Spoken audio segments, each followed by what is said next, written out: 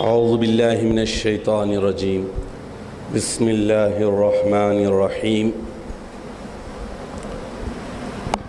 الحمد للہ نحمدہ ونصلی علی رسولہ الکریم والمہدی الموعود علیہ الصلاۃ والتسلیم وعلی آلہما واصحابہما اجمعین اما بعد فقال اللہ سبحانہ وتعالی فی القرآن المجید والفرقان الحمید فاعوذ باللہ من الشیطان الرجیم بسم اللہ الرحمن الرحیم لا يكلف الله نفسا إلا وسعها لها ما كسبت وعليها ما اكتسبت الى آخرہ صدق اللہ العظیم۔ سورہ بقرہ آیت نمبر 286۔ حاضرین محترم، میں نے آج آپ کے سامنے سورہ بقرہ کی آیت نمبر 286 کی تلاوت کا شرف حاصل کیا۔ اس میں اللہ تعالیٰ ارشاد فرما رہے ہیں کہ کسی پر اس کی طاقت سے زیادہ بوجھ نہیں ڈالا جاتا، نیکی کی جزا بھی اسی کو اور برائی کی سزا بھی اسی کو ملے گی، یعنی نیکی کرنے والے کو نیکی کی جزا، برائی کرنے والے کو برائی کی سزا۔ اللہ سبحانہ و تعالیٰ جتنے فرائض انسانوں پر لاگو کیے ہیں وہ انسانوں کی طاقت، انسانوں کی کیپیسٹی اور سب سے بڑھ کے دنیا اور آخرت میں ان کی بھلائی، کامیابی، نجات کا ذریعہ ہیں۔ اس لیے یہ بوجھ نہیں ہے، یہ اضافی بوجھ نہیں ہے، بلکہ اللہ تعالیٰ کے احکامات، قوانین اور عبادتوں کے خلاف زندگی بسر کرنا بوجھ ہے اور انسان کو دنیا اور آخرت میں ہر دو جگہ رسوا کرتے ہیں۔ اللہ سبحانہ و تعالیٰ لا یکلف اللہ نفسا الا وسعہا فرما کر یہ واضح کر دیے ہیں کہ جتنی بھی عبادتیں ہیں، جسمانی، روحانی، مالی، اخلاقی، یہ سارے کے سارے انسان کی کیپیسٹی کے باہر نہیں، انسان کی طاقت کے اندر ہے، انسان کر سکتا ہے، کرنا چاہیے، چونکہ انسان کو بھیجا ہی گیا ہے اپنے پیدا کرنے والے کا تعارف اور معرفت حاصل کرے، اسے پہچانے، اس کو دیکھنے کی کوشش اور جستجو کرے۔ اس کا ایک ثبوت سمجھ لیجیے آپ کہ رمضان المبارک میں عام دنوں سے زیادہ عبادتیں کی جاتی ہے، بندگی کی جاتی ہے، جسمانی، مالی، روحانی، اخلاقی، لیکن اللہ کے فضل سے ایک مومن بندہ پورے جوش اور شوق سے کرتا ہے۔ اگر بوجھ ہو تو وہ نہیں کرے گا، شوق سے کرتا ہے۔ ایمان والے کے ایمان کی حرارت کا ایک ثبوت یہ ہے کہ مومن بندہ دن بھر روزہ رہتے ہوئے، کھانے پینے سے رکتے ہوئے، نماز فجر روزے کی حالت میں آتی ہے، نماز ظہر، نماز عصر، نماز مغرب۔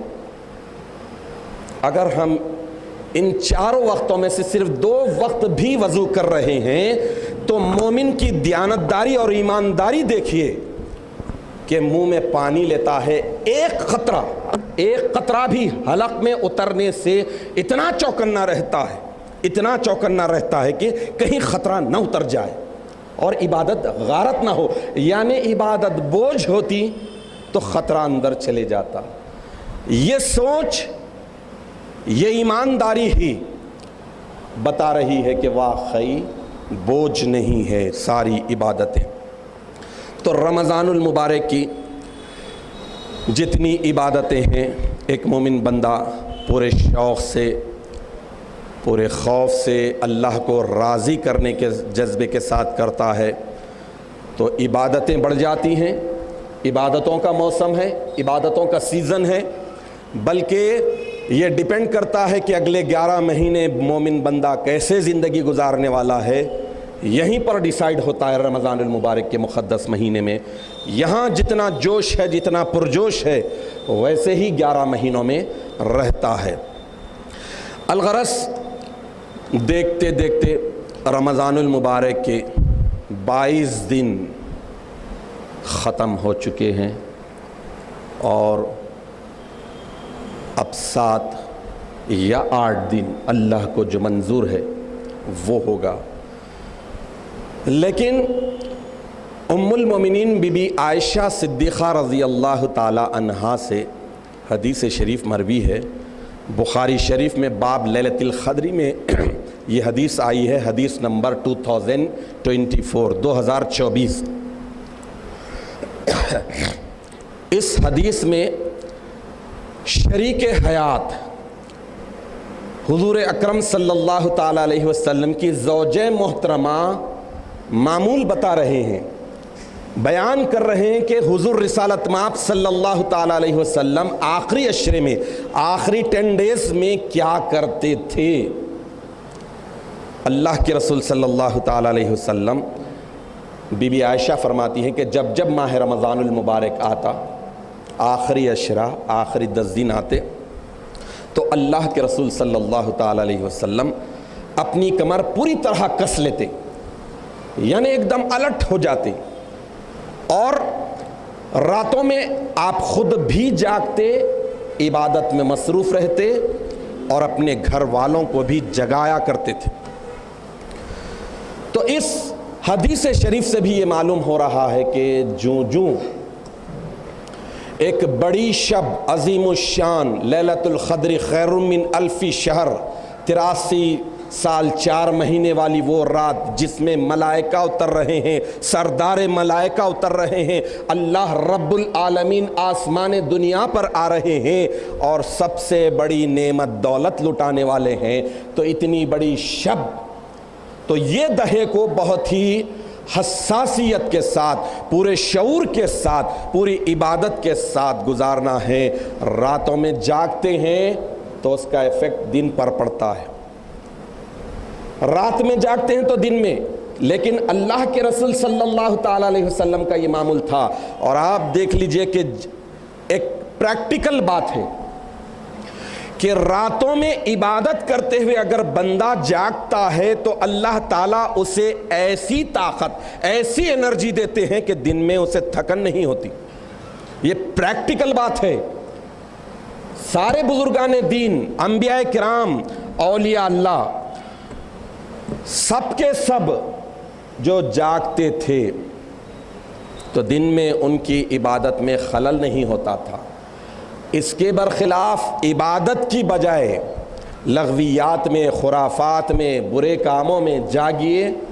آدمی دن میں 8 گھنٹے سونے کے باوجود بھی بحال نہیں ہوتا، فریش نہیں ہوتا. تو اس اعتبار سے یہ آخری دہا، رمضان المبارک کا مقدس دہا، 2 دن نکل چکے ہیں. ہمیں پوری حساسیت کے ساتھ، شعور اور بیداری کے ساتھ عبادت بندگی کرتے ہوئے گزارنا چاہیے. اللہ سے اس کے فضل، اس کی رحمت، اس کی بخشش کے طلبگار ہونا چاہیے. کیونکہ ہم عبادتیں نہیں کرتے ہیں. عبادتیں کرتے ہیں تو پھر وہ بھی کیا معیار کی ہیں پتہ نہیں. زمانے دراز کے بعد، اسلام اور مہدویت کے زمانے دراز کے بعد آپ ہم آئے ہیں اور قیامت ہے، ہر طرف برائیاں دائیں بائیں نیچے اوپر سے گھیری ہوئی ہیں. ایسی حالت میں عبادتیں بہت ہی معمولی ہوتی ہیں، لیکن اللہ رب العالمین اکبر ہے، اعلیٰ ہے، برتر ہے. اس سے فریاد کرے رحمت کی، بخشش کی، مغفرت کی.